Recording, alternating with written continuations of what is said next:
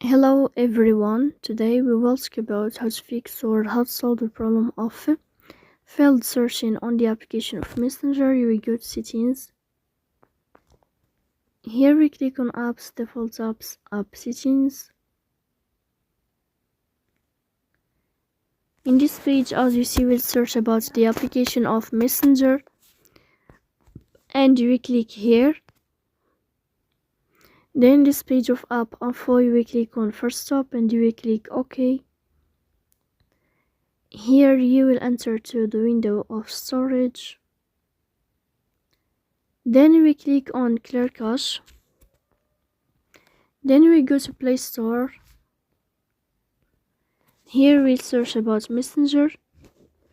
And then if you find update here, you can update your app. So please don't forget to support us by like and subscribe. See you next time and thank you for your watching.